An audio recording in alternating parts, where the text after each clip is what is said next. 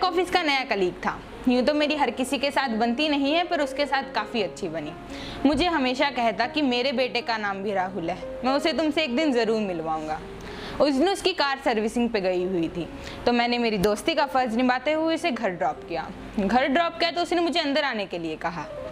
एक बार तो मैंने मना किया, पर फिर से उसने फिर कहा चलना, क्या पता कल हो ना हो।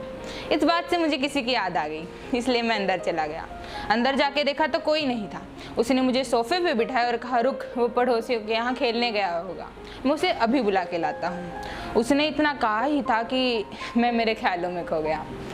नैना, गर्दन तक के बाल, चेहरे पे बेफिक्री वाली मुस्कान, फिलॉसफी का क्रेज, बॉलीवुड की फैन, बातों से मैच्योर और हरकतें बिल्कुल बच्चों वाली। कहती चाहे ए दिल हो मुश्किल या फिर कोई भी मूवी, हर मूवी बॉलीवुड की कोई ना कोई फिलॉसफी तो छोड़ती है। उस फिलॉसफी से ज़रूर सीखो। कॉलेज में कहते थे that we were best couples, but the fact was that we were never couples. वो कहती क्यों एक लड़का और लड़की अगर इमोशनली कनेक्टेड है तो उसे कपल्स का नाम दे दिया जाता है। There is something more than that, friendship. और ये जो फ्रेंडशिप है ना, वो कोई भी रिलेशनशिप की जगह ले सकती है।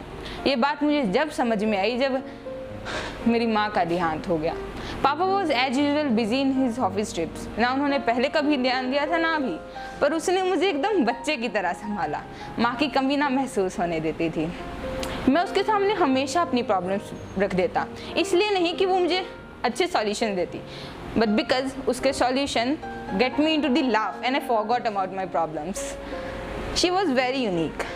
मैं हमेशा रोता, पर वो मेरे सामने कभी नहीं रोती। एक बार मैंने उससे यूं ही पूछ लिया, तो इतना स्ट्रॉन्ग करने का दिखावा क्यों करती है? तो सेंटी हो गई और बोली, माई दीदी want be a dancer but पापा रिफ्यूज्ड। एंड पापा ने दीदी के लड़का देखा और शादी करा दी। दीदी नेवर स्टूड फॉर हरसेल्फ। अगर होते तो मैं और माँ उनके साथ होते ना।